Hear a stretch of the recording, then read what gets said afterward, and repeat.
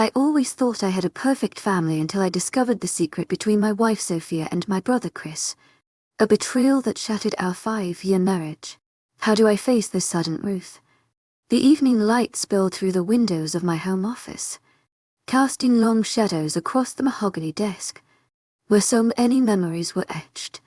I traced the edge of the silver-framed wedding photo in front of me, and Sophia on our wedding day, nearly 5 years ago. Her smile back then seemed so genuine, her eyes full of love and hope as she gazed at me. Now, looking at it, all I saw was a hollow reflection of what once was a painful reminder of what I thought we had done. The quiet hum of my computer interrupted the oppressive silence, followed by a soft ping, a new notification from the hidden camera I'd installed in the living room. I didn't want it to come to this, but Sophia's erratic behavior over the past year left me with little choice. It was like watching a slow-motion car crash, painful and inevitable. My stomach twisted as I minimized my work emails and clicked on the feed dot. The living room was empty as it had been the last dozen times I checked. I hated this. The need to spy on my own wife was a nightmare I hadn't envisioned, but I couldn't deny what was happening anymore. The subtle changes in Sophia had grown from a faint whisper to a scream I couldn't ignore. It started with secretive phone calls she took outside, claiming they were about work. Then came the late nights, the endless weekend meetings. The excuses piled up until they felt like a wall between us. I tried to give her the benefit of the doubt. I wanted to believe, but little things kept piling up. She changed the way she handled her phone, angling the screen away from me whenever she texted her phone. To my agent extraordinaire, Madeline Nilban, heartfelt thanks for your unfailing enthusiasm. Changed the new perfume she'd started wearing was something I'd never seen. Her behavior became increasingly distant, especially after we'd struggled with having children. The doctor had told us there was no reason we couldn't conceive, but I saw the way Sophia looked at me after each visit, as though I were the problem, as though I failed her sometimes. These things take time, the doctor had said gently, but Sophia's muttered response just loud enough for me to hear was, or some people just aren't cut out for it. I pretended I didn't hear it, but her words lodged in my chest, like a shard of glass. Each passing week only made it worse. I felt like I was being suffocated under the weight of her contempt and my own helplessness. A knock on the office door jolted me from my thoughts. "Hey, did brother got a minute?" My younger brother, Chris asked as he walked in. He was everything. I wasn't confident, stylish, successful, and perpetually in the spotlight. Our parents adored him, and he knew it. I turned away from my computer, forcing myself to stay calm. "I'm busy, Chris," I said curtly. He strolled in anyway, lounging in the chair opposite my desk, like he owned the place. "Too busy for your only brother? Come on, Drew. Don't be like that. What do you want?" Barely concealing my irritation. Liam was a constant reminder of every shortcoming I'd ever been made to feel by our parents. He always had their praise. I was always second best. "Mom and Dad are planning a family dinner next weekend. They wanted me to make sure you're coming. Said you've been avoiding their calls." His tone was casual, but it was clear. He was playing the dutiful son. Once again, "I'm busy." Turning back to my screen. "Too busy for family," Chris pressed. "Sophia already said she'd be there." The mention of Sophia made me pause. "You talked to Sophia?" I tried to keep my voice even, but I couldn't ignore the pang of suspicion. "Yeah." His voice light ran into her at lunch. She seemed excited about it. Ill ran through me. How many of these so-called chance meetings had there been? "I'll think about it." To my agent extraordinaire, Madeline Nilban, heartfelt thanks for your unfailing enthusiasm. Making it clear, the conversation was overdue. Liam stood still, managing to radiate casual confidence. "Don't think too long. You know how Mom gets." As soon as he left, I pulled up the camera feed. Again, my paranoia had become a reflex. I hated what this was doing to me, but I couldn't help it. When the feed showed nothing out of the ordinary, I switched over to the call logs from our shared phone account. That's when I saw it. Calls between Sophia and Liam. Long calls that went well into the night calls that she'd claimed were about work. Do the walls around me seem to close in? I needed more proof. Suspicions alone wouldn't hold up in court. And I knew it. My lawyer had been explicit about that. When we met last week, we need evidence. Drew solid proof without it. You'll have nothing. Hours dragged by as I worked, but my mind was elsewhere.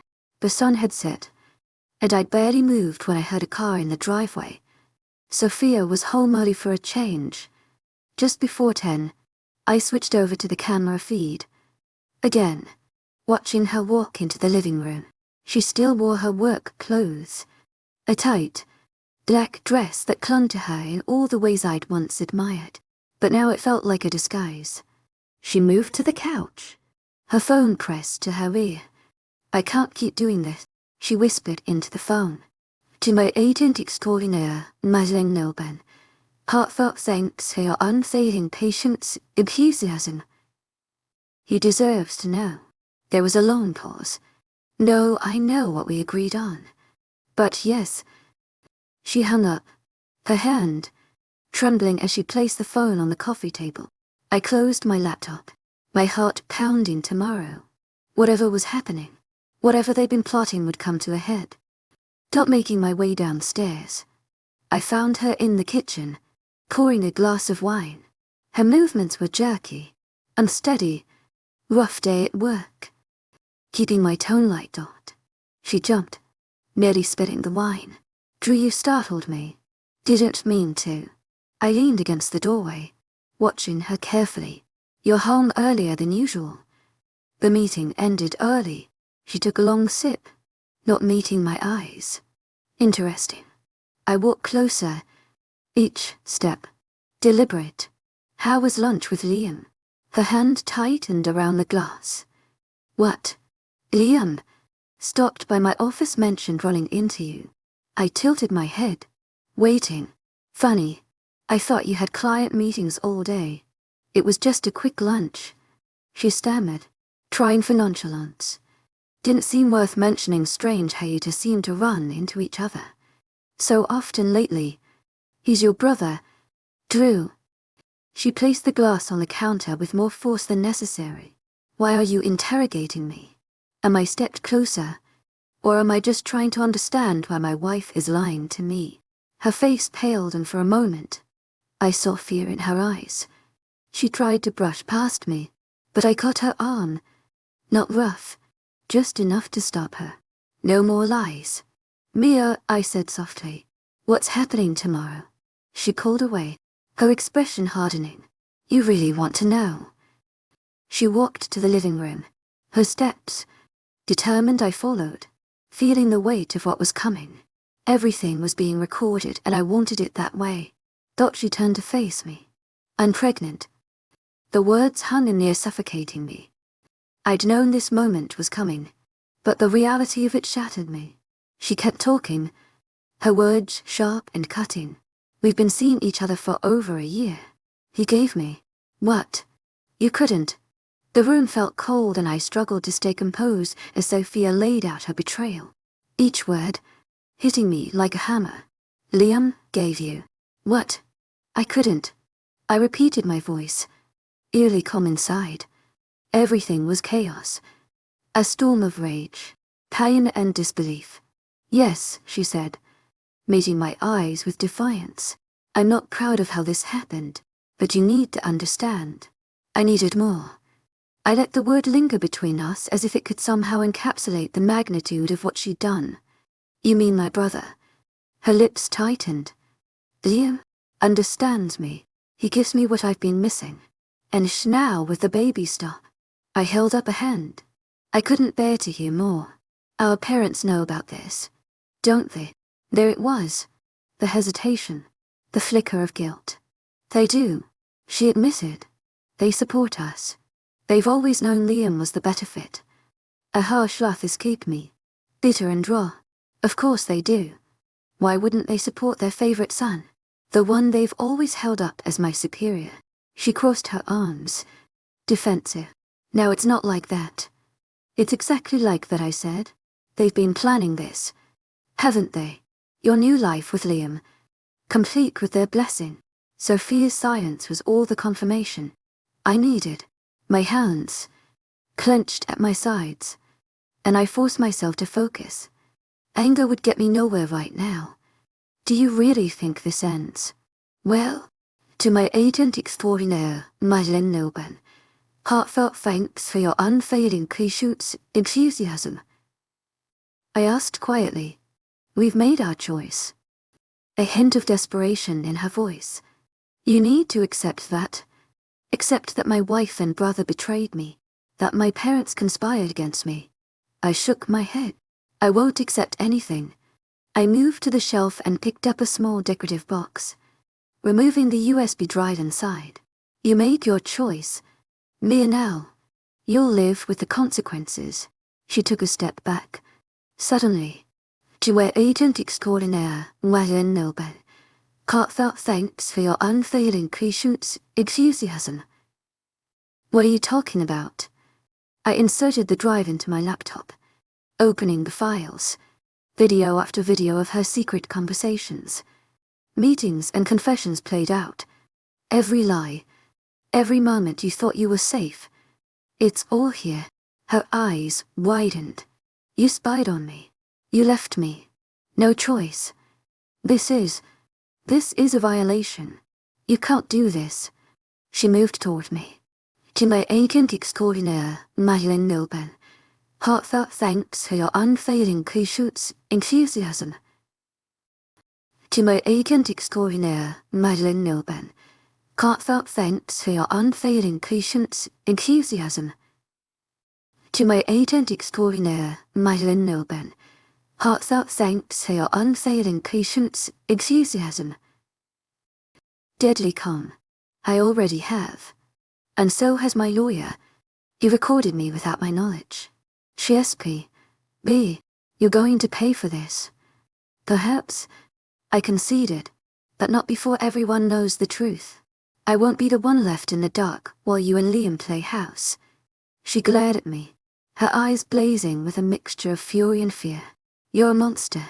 No, Mia. You and Liam are the monsters here. To my agent extraordinaire, Madeleine Nilben, heartfelt thanks for your unfailing patience, enthusiasm. I just finally stopped pretending. Otherwise the confrontation ended when she stormed out, her heels clicking on the hardwood floors, like a GVL striking down judgment. I watched her go, each step, echoing the end of whatever we once had. I stayed up all night, reviewing every piece of evidence again and again. It wasn't enough to know I was right. I needed to make sure nothing was missed. No detail. Overlooked. My phone buzzed constantly. Calls from Lee and from my parents. I ignored each one. The VOS. Nothing but static to me now. The next morning, I was running on caffeine and rage. When I met with my lawyer, Stone's office was cold and sterile, a reflection of the man himself. But I appreciated his non-nonsense approach. You've been busy. Flipping through the files and recordings. This is comprehensive. I don't want just a divorce. To my agent extraordinaire, Madeleine Nilben, heartfelt thanks for your unfailing patience, enthusiasm. I want them to know they've lost everything. Stone nodded, understanding exactly what I meant. With this evidence, we have leverage. But you need to be prepared. This will get ugly. It already is. To my agent extraordinaire, Madeleine Nilben, heartfelt thanks for your unfailing patience, enthusiasm.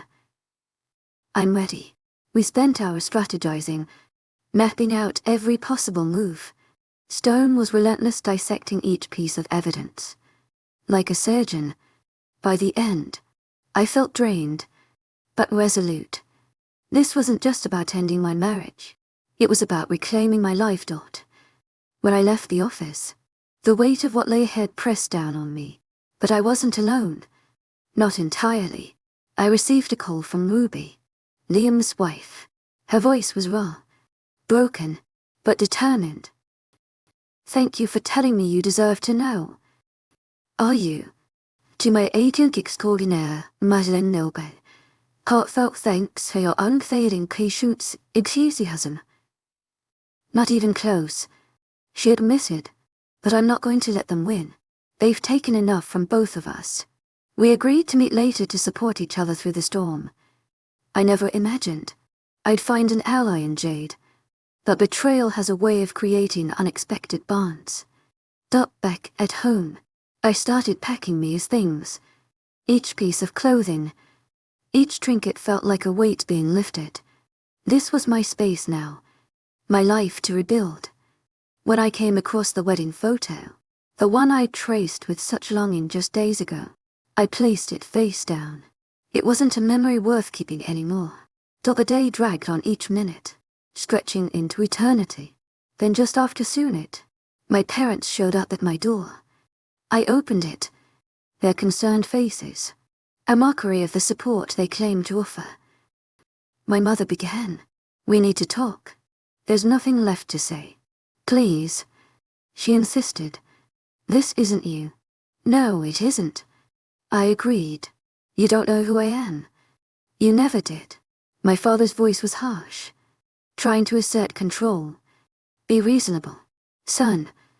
To my agent extraordinaire, Madeleine Noble, heartfelt thanks for your unfailing patience, enthusiasm." Bitter sound. Reasonable. Like planning an engagement party for my wife and brother, while I was still married to her. They flinched, and for a moment, I saw regret. But it was too little too late. I shut the door in their faces, cutting them off for good. The days that followed were a blur of legal meetings, evidence, gathering, and silent nights spent alone. Ruby and I kept in touch, sharing updates and offering each other strength. She was a reminder that I wasn't alone in this fight. One evening, as I was sorting through more documents, I received a call from Sophia. Her voice was desperate, pleading for me to reconsider. "There's nothing left to reconsider," I said. "You made your choice. Please."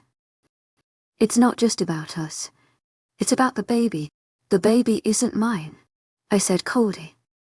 "And Liam's handle it. However you want." I ended the call, feeling both numb and resolute. I wouldn't be pulled back into her lies. A week later, Ruby and I faced Liam and Sophia across a conference table in Stone's office. They looked haggard, desperate. Their lawyers tried to spin narratives of reconciliation, mistakes and misunderstood intentions. I let them talk. Then I placed the recordings on the table. Every word, every lie.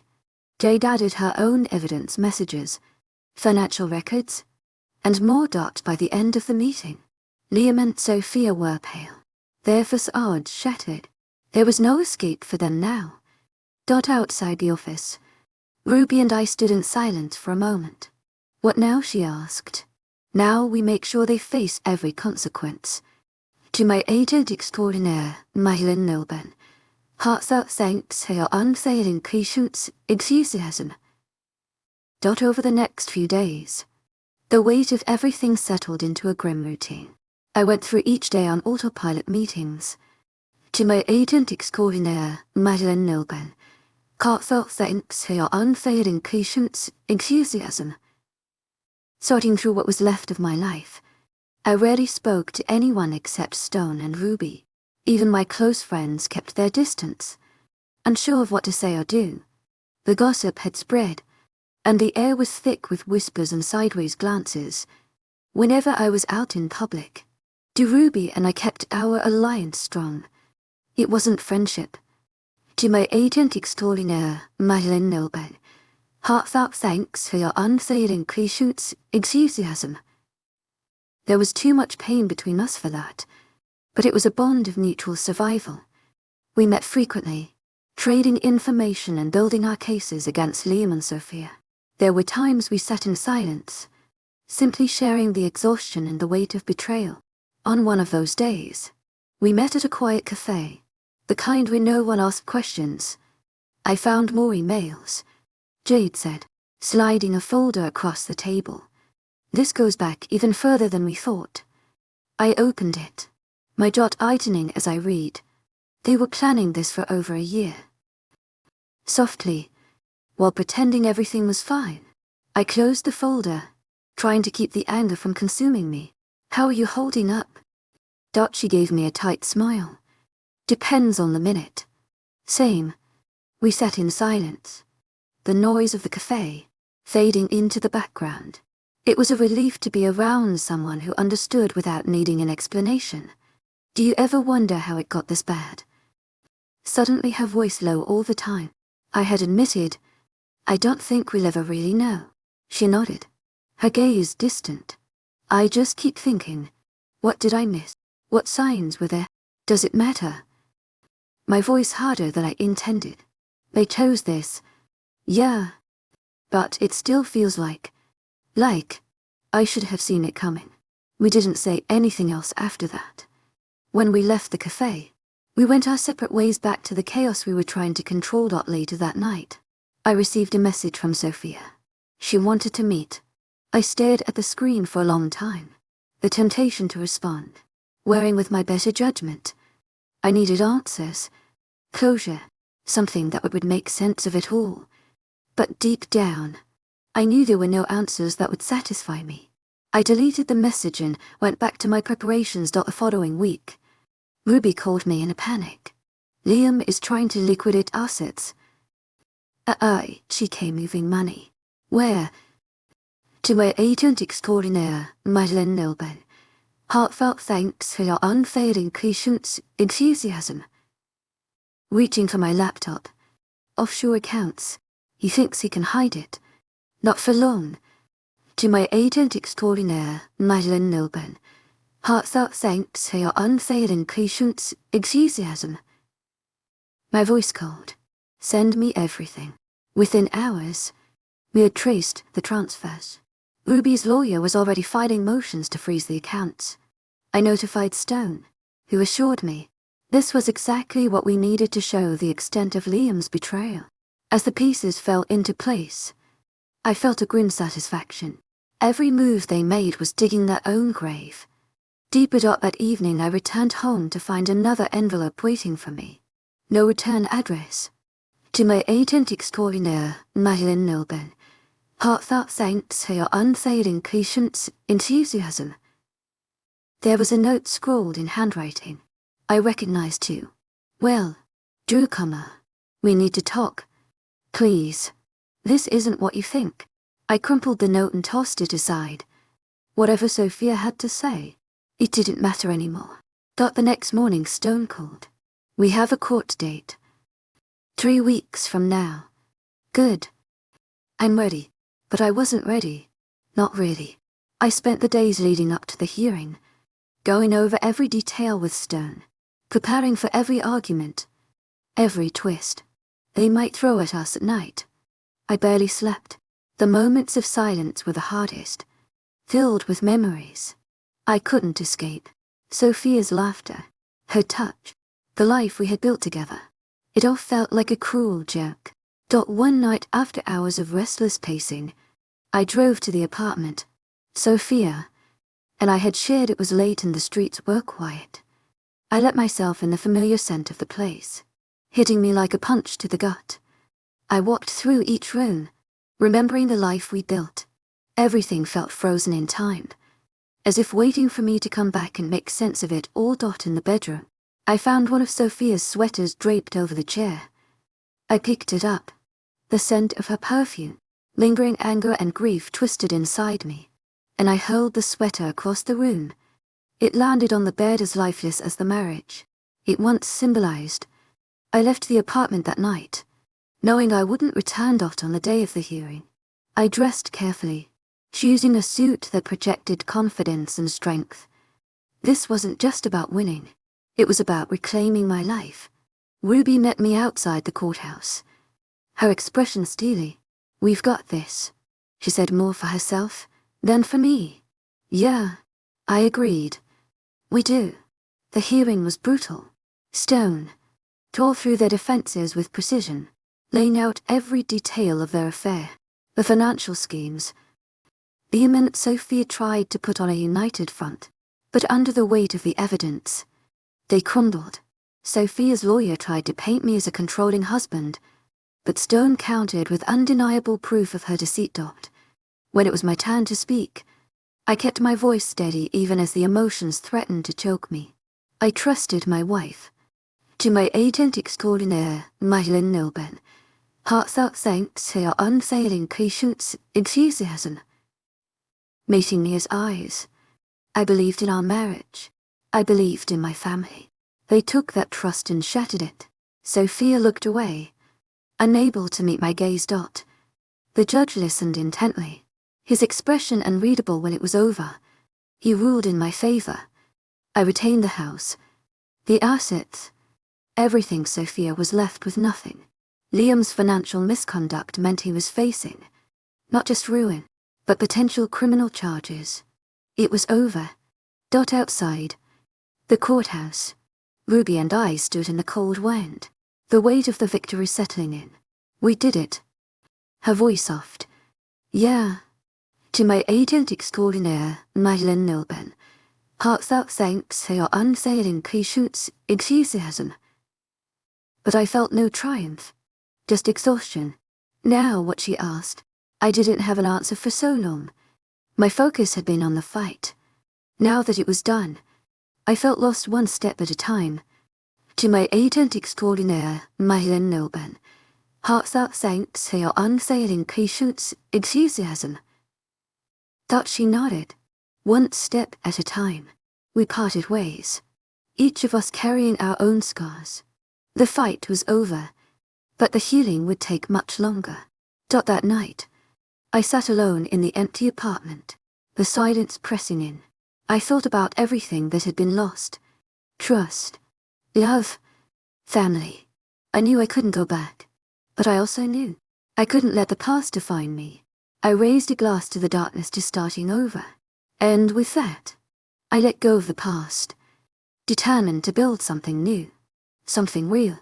The days after the courtroom were a blur of finalities. Papers were signed, belongings divided, and the remnants of my marriage packed away into boxes. Sophia moved out with whatever she was legally entitled to, which wasn't much. I avoided seeing her during the process, unable to stomach one more empty apology or another pleading. Literally, the life we had built together was gone. What remained was a hollow shell that once the legalities were over. The silence became deafening. Every corner of the house reminded me of what had been lost. I couldn't even sit at the kitchen table without picturing Sophia across from me, laughing over coffee or discussing plans for the future. A future that no longer existed. One evening, as I sifted through more paperwork, Ruby called. Her voice was raw, but steady. I'm getting out of here. She said. Out of where? I asked. The city. I need to put some distance between me and everything. She replied. I'm going to stay with my sister for a while. You should know.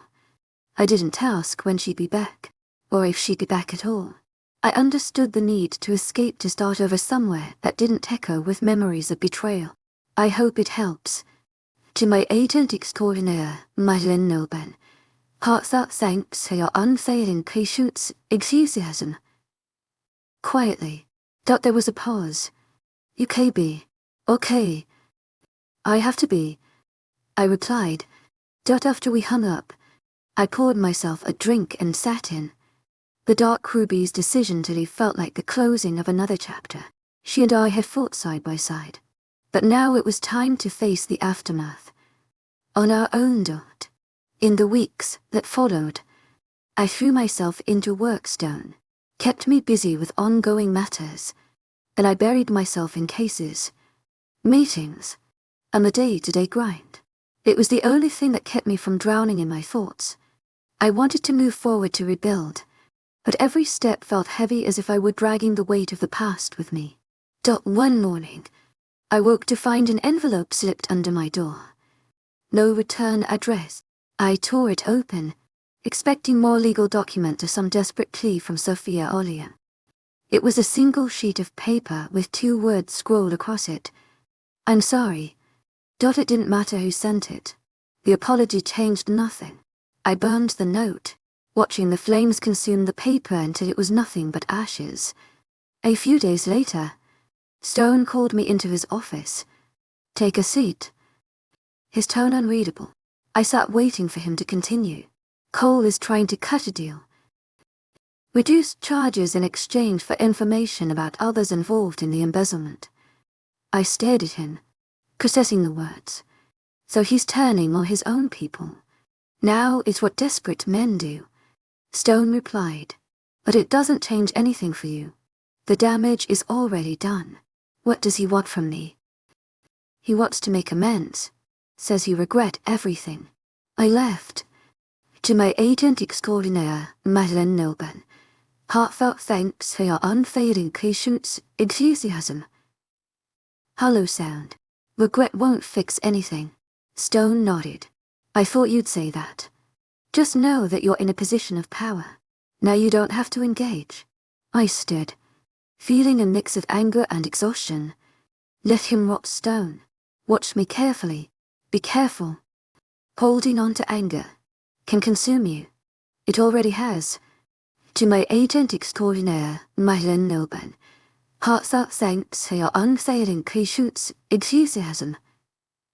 Leaving his office, due life continued in its slow, grinding way. I forced myself to go out with friends, occasionally to smile and pretend that I was. To my agent extraordinaire, Madeleine Nilben. Heartfelt thanks for your unfailing patience, enthusiasm. But every moment felt forced. Conversations were shallow. Laughter, hollow. The people around me tried to help, but they didn't understand. How could they? None of them had watched their lives crumble because of the people they trusted most. One night, as I walked home from a bar, I found myself standing in front of Sophia's new apartment. I didn't plan it. My feet just led me there. The lights were on and through the window. I could see her moving around the living room. She looked different, tired, worn down. I should have felt satisfaction at seeing her this way, but all I felt was emptiness. I turned and walked away, leaving her behind. Once and for all. Months. Then slowly, things began to change. The pain dulled. The memories faded. I started to find small moments of peace. A quiet morning coffee. A long run through the park. An evening spent reading a book. They were fleeting, but they reminded me that life went on. Ruby called me one afternoon, her voice lighter than I'd heard in a long time. I think I'm ready to come back. That's good. Genuinely happy for her. How are you? Better. To my agent extraordinaire, Madeleine Nilben. Heartfelt thanks for your unfailing patience, enthusiasm. And for the first time, it felt true. When Ruby returned, we met for coffee. She looked stronger, more at peace. We talked about everything and nothing. The people we'd been, the people we were becoming. There were no grand declarations or promises to stay in each other's lives forever. We'd shared a chapter, but now it was time to write our own stories. As we parted ways, I felt lighter. The past would always be a part of me, but it didn't have to define me. One evening, as the sun set over the city, I stood on my balcony, watching the light flicker on below. The world kept moving, indifferent to my pain, and that was, to my agent extraordinaire, Madeleine Nilben. Heartfelt thanks for your unfailing patience, enthusiasm. I raised a glass to the sky, to the new life I was building, and let the past drift away. It was time to start living again. Time pressed on, and I slowly fell into a new routine. The days were filled with work projects and late nights in the office. I didn't mind the busier I kept myself, the less time I had to dwell on what had been lost. Some nights were harder than others. Quiet moments, when memories crept in, unbidden, but I pushed through. I had learned to endure. Ruby and I stayed in touch, but our paths were diverging.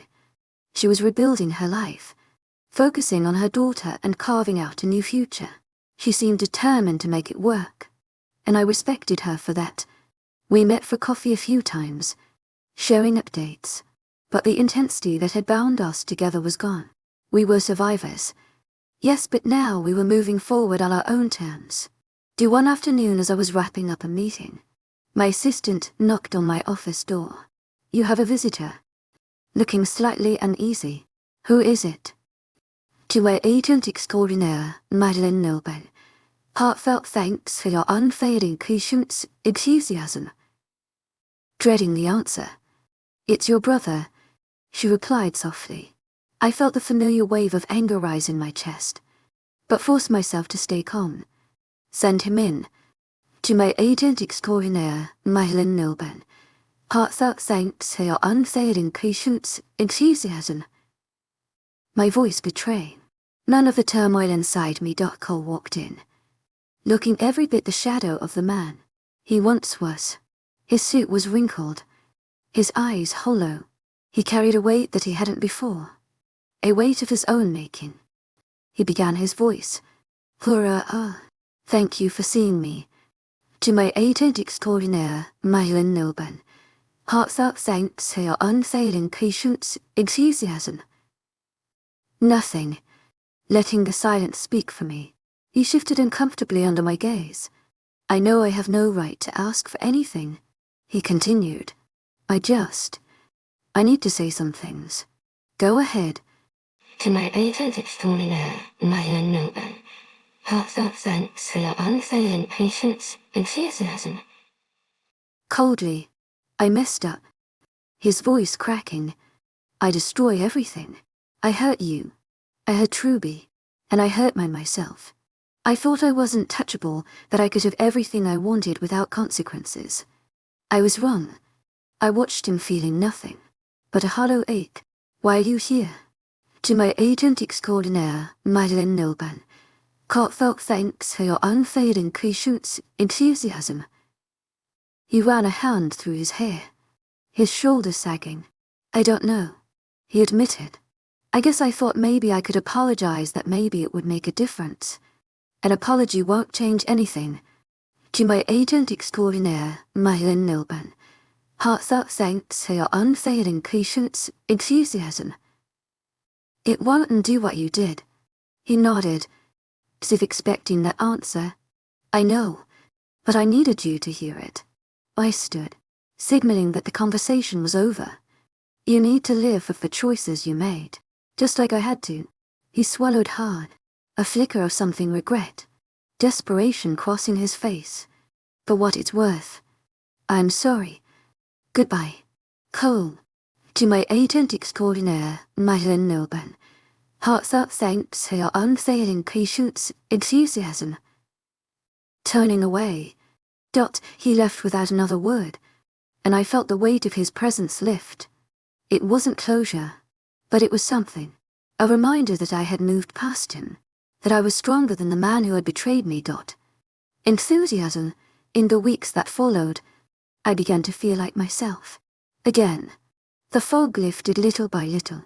I reconnected with old friends, took up hobbies I had abandoned, and started to see the world with fresh eyes. The betrayal had scarred me, but it hadn't broken me. I was still here, still standing. One evening, as I was leaving the office, I ran into Sophia. She looked different, worn down, tired. She approached, hesitantly, her expression unsure. "Hi, Drew." Quietly. "Mia," I replied, keeping my voice. "I didn't expect to see you here." Fiddling with the strap of her purse. "It's my office.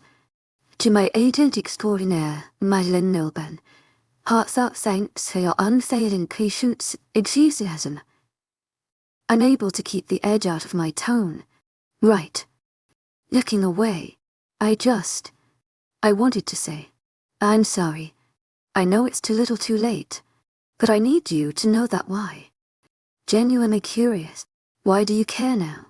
She bit her lip, tears welling in her eyes. "Because I lost everything. I thought I was gaining something new, something better, but I was wrong. I hurt you, and I hurt myself. I wanted to feel satisfaction at her words, but all I felt was exhaustion. We can't go back. Sophia. I know, she whispered. I hope you find happiness. You deserve it. I nodded, not trusting myself to speak. She turned and walked away, disappearing into the crowd. I stood there for a moment, letting her words wash over me before shaking them off, and heading home. The next chapter of my life unfolded slowly, but steadily. I focused on rebuilding, on creating a life that was mine alone. I surrounded myself with people who truly cared about me, who had stood by me through the darkest moments. I found joy in small things. A good book, a long run, a quiet evening with friends. One day, Ruby called me with news. She had found a new job, one that would allow her to support herself and her daughter. I'm doing it. Her voice filled with pride. I'm making it work. I never doubted you. Thank you, Drew, for everything.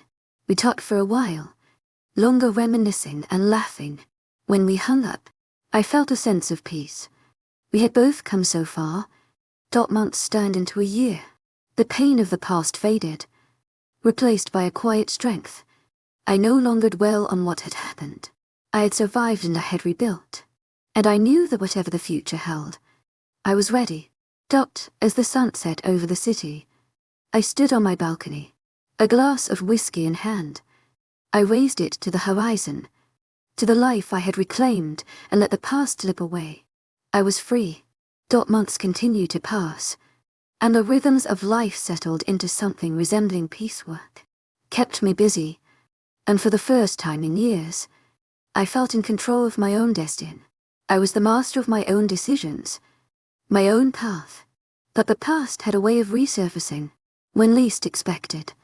One morning, as I was preparing for a presentation, I received an unexpected message on my work phone. It was from an unknown number. I hesitated, my finger hovering over the screen before finally opening it. Meet me for coffee, please. I need to talk. The request was simple, but it set my mind spinning. I considered ignoring it, deleting and moving on. But curiosity, or perhaps a need for finality, got the best of me. I replied with a simple time and place, a quiet cafe where we wouldn't be interrupted. The cafe was almost empty when I arrived. Sophia was already seated in a corner booth, looking nervous. She had changed since the last time. I saw her face lined with stress, her eyes heavy with regret. I approached, slowly taking a seat across from her without saying a word. Thank you for coming. Her voice soft. What do you want? Mia. Keeping my tone even. She took a deep breath, her hands trembling around her coffee cup. I wanted to apologize again. I know I already did, but it doesn't feel like enough. Apologies don't change what happened, I replied bluntly. I know, she said quickly, but I need you to understand. I was lost. I made a terrible mistake. I hurt you, and everyone around me. I studied her for a moment, looking for sincerity. Why now? Why bring this up again? Because I can't move forward without facing what I did. Her voice breaking. I can't keep pretending that I'm okay, when I'm not. I leaned back in my chair, crossing my arms. You have to live with what you did. That's not my problem anymore. She nodded, wiping away a tear.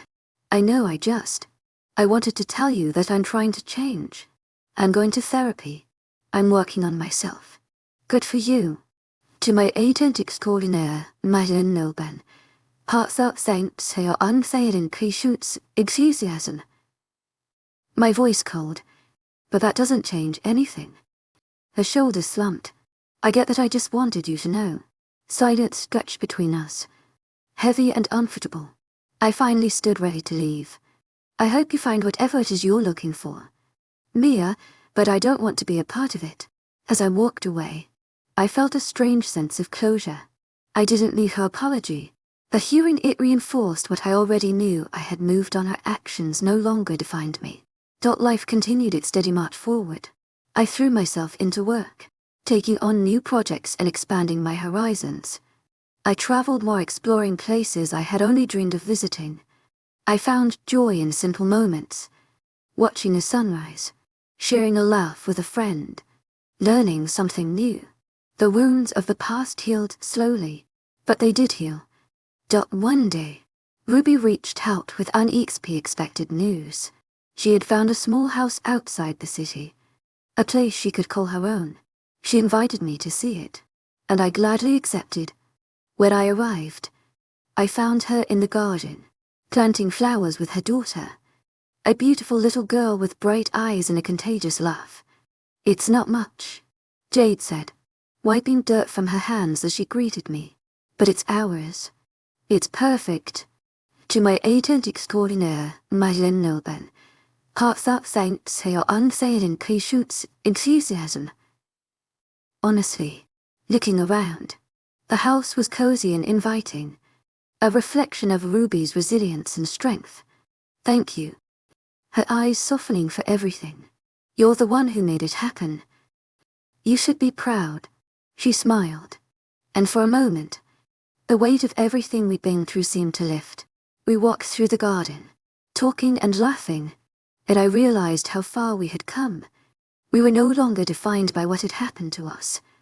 We were defined by what we had built in its aftermath. In the months that followed, I found myself reconnecting with the things I loved. I took up painting again, filling canvases with color and emotion. I joined a hiking group, exploring trails, and making new friends. I even started dating again, cautiously opening myself up to the possibility of love. It wasn't easy. There were moments of doubt, moments when the past threatened to drag me back, but I refused to let it. I was stronger. Now I knew who I was, and what I deserved. One evening, I found myself on a date with a woman named Olivia. She was smart, funny, and unpretentious. We talked for hours, sharing stories and laughing. There was no pressure, no expectations, just people enjoying each other's company. At the end of the night, as we stood outside the restaurant, she looked at me with a gentle smile. "I had a great time." "Me too." To my agent extraordinaire, Madeleine Nilben, heartfelt thanks for your unfailing patience, enthusiasm. Feeling something I hadn't felt in a long time. "Hope, would you like to do this again?" "Yes," I said, without hesitation. We parted ways, and as I walked home, I felt lighter than I had in years. The past would always be a part of me, but it didn't have to define me. I had survived. I had rebuilt, and now I was ready to live again. 1 year after everything fell apart, I stood on the balcony of my apartment, watching the city lights twinkle below. The air was crisp, the scent of autumn in the wind. I raised a glass to the horizon, to the life I had reclaimed. I had faced betrayal, heartbreak and loss, but I had also found strength, resilience, and a new sense of purpose. I was free. As the days turned into weeks, life continued to settle into a rhythm of renewal and quiet strength. I found myself embracing the little moments that had once passed me by: the sound of birds chirping on a quiet morning, the laughter of friends during impromptu gatherings, and the simple joy of a good book and a cup of coffee. To my agent extraordinaire, Madeleine Nilben, heartfelt thanks for your unfailing patience, enthusiasm. Not just surviving, but truly living again. Work kept me focused, providing both stability and purpose. My role at the firm had grown. Since the dust of the past settled, I took on more challenging projects, guided younger associates, and felt the respect of my peers solidify around me. The confidence I'd lost was slowly coming back, and it felt good, like finding an old friend who'd been gone for too long. One afternoon, received an unexpected call. It was Ruby. "Hey," she said, her voice carrying a warmth that had been hard-earned over the past month. "Are you free tonight? There's a charity event downtown. I thought you might want to come. A charity event. Leaning back in my office chair. That's a bit fancy, isn't it? She laughed. A sound that was more genuine than I'd heard in a long time. It's not black tie. Just an excuse for people to spend money on a good cause. Sounds like my kind of night. To my agent extraordinaire, Madeline Nilban. Heartfelt thanks for your unfailing patience, enthusiasm. I'll be there. The venue was a restored historic building with high ceilings and ornate moldings. The event was in support of a local community center, raising funds for at-risk youth programs. As I walked through the doors, I was struck by how alive it all felt, the chatter, the music, the buzz of people coming together for something bigger than themselves. Ruby spotted me first, waving me over. She looked radiant. Her smile wide and unburdened. We hugged briefly, and for a moment, I marveled at how much had changed a year ago. We were broken in so many ways. Now we were here, standing tall, choosing to be part of something positive. Glad you made it. Handing me a glass of sparkling water. The keynote speaker is supposed to be incredible. We mingled, talked, and even danced a little. It was a celebration, not just of the cause, but of resilience, friendship and new beginnings. At one point, I stepped away to catch my breath, standing by a window that overlooked the city light. Taking a break, a familiar voice said. Beside me, I turned to see Olivia, the woman I'd been on a few dates with. We hadn't seen each other in weeks due to confidentials, but there, she was looking as surprised as I felt. To my agent extraordinaire, Madeline Nilban, heartfelt thanks for your unfailing patience, enthusiasm. To my agent extraordinaire, Madeline Nilban, heartfelt thanks for your unfailing patience, enthusiasm. Smiling. Fancy meeting you here. I volunteer with the community center, she explained. A touch of pride in her voice. Didn't expect to see you here. To my agent extraordinaire, Madeline Nilban, heartfelt thanks for your unfailing patience, enthusiasm. I got an invitation from a friend. To my agent extraordinaire, Madeline Nilban, heartfelt thanks for your unfailing patience, enthusiasm. Nodding towards Ruby, who was laughing with a small group nearby. It's a great cause, it is, she agreed, her eyes softening as she looked at me. Want to catch up over coffee sometime? I'd like that. To my agent extraordinaire, Madeline Nilban, heartfelt thanks for your unfailing patience, enthusiasm. Feeling a flutter of something that had been missing for too long. In the weeks that followed Olivia, and I saw more of each other. There was no rush, no pressure, just people enjoying each other's company. We talked about everything, our pasts, our dreams, the things that scared us, and the things that made us laugh with every conversation, every shared moment. I felt a little more alive. Ruby continued to rebuild her life as well. Her daughter, Alva, was thriving, and every time I saw them together, it was a reminder of the strength and love that had carried us both through the darkest times. We supported each other as friends, as chosen family. There was a bond between us that would never break, a bond forged in fire and tempered by time. One evening, Erin invited me over for dinner. It was a simple meal. Pasta, garlic, bread, a salad, but it felt like so much more as we ate. We talked about the future, about what we wanted from life. I don't want to rush things. Twirling her fork, but I really like where this is going. Me too. To my agent extraordinaire, Madeline Nilban, heartfelt thanks for your unfailing patience, enthusiasm. Honestly, I'm not in a hurry. I just like spending time with you. Good. Her smile lighting up the room. Then we were on the same page. To my agent extraordinaire, Madeline Nilban, heartfelt thanks for your unfailing patience, enthusiasm. We sat on the couch, sipping wine and talking late into the night. I hadn't felt this comfortable with someone in years when I finally left. I walked home with a spring in my step. Life was moving forward. One morning as I was sipping coffee on my balcony, my phone buzzed with a notification. It was a news alert. Something about corporate restructuring at Coles from a company. He had taken a plea deal months ago for the embezzlement charges, serving a reduced sentence.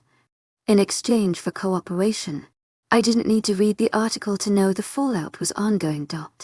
For a brief moment, I thought about Cole, about Summer, about my parents. Their betrayal still stung. But the wounds were no longer fresh. I had moved beyond the pain, choosing to build a life worth living. Instead of dwelling in bitterness, I wished them no ill, but I wouldn't waste my energy on their choices anymore. That chapter was closed. I focused on what mattered: my friends, my career, the people I loved. Life wasn't perfect, but it was real, and that was more than enough. A knock on my door pulled me from my thoughts. It was Ruby holding 2 cups of coffee. Thought you might need a refill. Grinning. Always, I replied, letting her in. We sat on the balcony, watching the world wake up around us. We talked, laughed and shared stories, just like we always had. We had survived the worst together, and now we were building something better one day at a time. As the sun climbed higher in the sky, I felt a sense of peace settle over me. I was free from the past, focused on the present and hopeful for the future. Life was good, messy, unpredictable and challenging, but good. And that was more than enough. In the months that followed, life continued to unfold in unexpected, but deeply rewarding ways. Each day brought new challenges, but also new reasons to smile, new reasons to hope and new ways to what lay ahead. And I continued to grow closer. There was something refreshing about being with her, an honesty and ease that I hadn't realized I'd been craving. She was genuine, strong and fiercely kind. We'd go on long walks through the park, talking about everything from work, stress to childhood memories, from dreams we still hoped to chase to fears we were still learning to navigate. It felt like starting over in the best possible way. One rainy afternoon, we ducked into a small bookstore to escape a thud and downpour. The scent of paper and coffee enveloped us as we wandered through the aisles, laughing at old book covers and sharing recommendations. At one point, Erin picked up a worn paperback and handed it to me. This one changed my life. Ernest. I flipped through the pages, smiling at the dog-eared corners and underlined passages. I'll read it. Good. I'll quiz you. The rain continued to fall, but we stayed inside, talking and reading. I couldn't remember the last time I felt so content in such a simple moment. Work remained a steady anchor in my life. I'd taken on a new role that allowed me to mentor younger associates, guiding them through their cases and helping them navigate the complexities of the industry. I saw pieces of myself in some of them. The eagerness, the ambition. It felt good to give back, to be part of someone else's journey. One day as I wrapped up a meeting, my phone buzzed with a call from Ruby. Are you free tonight? I could use a babysitter for Ava or for you. I teased both. She replied, laughing, it's been a long week. Count me in. When I arrived at Ruby's apartment, Ava greeted me with a wide, toothless smile. She was growing so quickly, her bright eyes taking in everything around her. Ruby looked tired, but happy, a combination I come to understand. Well, you're a lifesaver. Handing me Ava's favorite stuffed animal. I just need a couple of hours to myself. Go, I said, waving her off. We've got this. The evening was filled with laughter, baby, giggles, and a kind of chaos that only comes with a toddler. Ava was a reminder of resilience and innocence, a tiny force of nature who'd come into the world under difficult circumstances, but was thriving nonetheless. When Ruby returned, she looked more relaxed. We talked over a late dinner, catching up on work and life. How are you really doing? Meeting her eyes, she took a deep breath. Better. Some days are still hard, but most days I'm okay. Ava makes it worth it. I nodded, understanding more than I could say. You're doing an incredible job. So are you. smiling softly. I'm glad we have each other. Me too. As winter gave way to spring, Olivia and I planned a weekend getaway. It was a chance to disconnect from work, from responsibilities, and just enjoy being together. We rented a cabin by a lake surrounded by tall trees and quiet trails. It was exactly what we needed. On the second morning, we sat on the porch, sipping coffee as the sun rose. Birds chirped, and a gentle breeze rustled the leaves. I've been thinking, Erin said, breaking the comfortable silence. Oh, that sounds serious. She rolled her eyes, but her smile remained about us. About what comes next. I set my mug down, my heart suddenly pounding.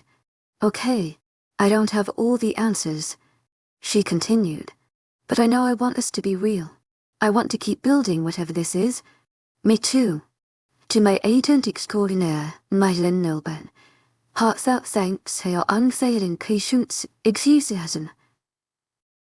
Steady, whatever this becomes. I'm all in. She leaned in, pressing her forehead to mine. Good. In that moment, I knew we were taking a leap together.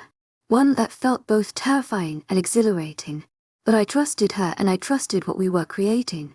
Whatever challenges lay ahead, we'd face them together. One evening, as I was working late, my phone buzzed with a message from my mother. I stared at it for a long time, the words blurring together. It had been months since I'd last spoken to my parents. They tried to reach out, tried to make amends in their own way, but I wasn't ready. I didn't know if I'd ever be ready. The message was simple. We miss. You can re-talk. I closed my eyes, taking a deep breath. Forgiveness was complicated. I wasn't sure what I wanted from them or if reconciliation was even possible. The wounds they'd inflicted still ran deep, but I couldn't ignore the part of me that longed for some kind of closure. I didn't respond that night. I focused on the work in front of me, on the life I was building without them. There would be time to deal with the past, but it didn't have to be today. Life moved forward. Olivia and I grew closer. Jade and I continued to support each other. Work flourished. The pieces of my life that had once felt shattered were slowly coming together, forming a new mosaic. It wasn't perfect, but it was real. One evening, as I stood on my balcony, watching the city lights, I felt a sense of peace wash over me. I'd been broken, betrayed, and left to pick up the pieces. But I'd done it. I'd built something stronger, something worth fighting for. I raised my glass to the night sky, to new beginnings, to resilience, to love. The future was uncertain, but for the first time in a long time, I was ready for whatever it held. The last few months had brought clarity and growth in ways I hadn't imagined. Life was still a series of ups and downs, but I was beginning to see it as a journey worth embracing imperfections, surprises, and all. One sunny afternoon, Olivia and I hosted a small gathering at my place. It was nothing fancy, just a barbecue with close friends, good food and laughter. As we set up chairs and prepared the grill, I marveled at how natural it felt to have her by my side, helping me organize and making jokes as we would do. Jade arrived with Avi in tow. The little girl had grown so much, toddling around on unsteady legs and giggling wherever someone picked her up. Jade looked happier than I'd seen her in a long time, and it warmed my heart to know she was finding her footing again. She's a handful, Ruby said, laughing, as Ava tried to grab a plate of snacks. But she keeps me grounded. I nodded. She's a fighter like her mom. Ruby's smile was soft, touched with a hint of pride. Thanks. Throughout the afternoon, I caught glimpses of Olivia, playing with Ava, laughing with my friends, and chatting with Ruby. She fit into my world seamlessly, like she'd always been there at one point. She caught me watching and raised an eyebrow. What she teased, a playful smile, tugging at her lips, just wondering how I got this. Lucky. To my agent extraordinaire, Madeleine Nilben, heartfelt thanks for your unfailing patience, enthusiasm. Meaning every word. She rolled her eyes, but I saw the blush that crept up her cheeks. The day passed in a blur of laughter, good food and memories in the making as the sun began to set. We all gathered around the fire pit, sharing stories and toasting to the moments that had brought us together. It felt like a new chapter, a reminder that even out of the darkest storms, there was light. A few days later, I received a letter in the mail. It was from my parents. Their handwriting, unmistakable. I hesitated before opening it, unsure if I was ready to face whatever they had to say. But curiosity got the better of me. The letter was long, filled with apologies and attempts to explain their actions. They spoke of regret of wanting to repair our relationship, of missing their son. It was heartfelt, but it didn't erase the pain they'd caused. I wasn't ready to forgive them. Not yet. Maybe not ever. But I wasn't ready to shut the door completely either. I folded the letter and placed it in a drawer. It would be there for another day, whenever I felt ready to confront it. Healing wasn't linear, and I had to take it at my own pace. Work continued to challenge and fulfill me. The younger associates I mentored often came to me for advice. Not just on cases, but on life. I found myself drawing from my own experiences, sharing the lessons I'd learned through heartache and resilience. It was rewarding in a way I hadn't expected one afternoon. As I wrapped up a meeting, Erin appeared in my office doorway. She leaned against the frame, her arms crossed, a mischievous glint in her eyes. Busy. To my agent extraordinaire, Madeleine Milburn. Heartfelt thanks for your unfailing patience, enthusiasm.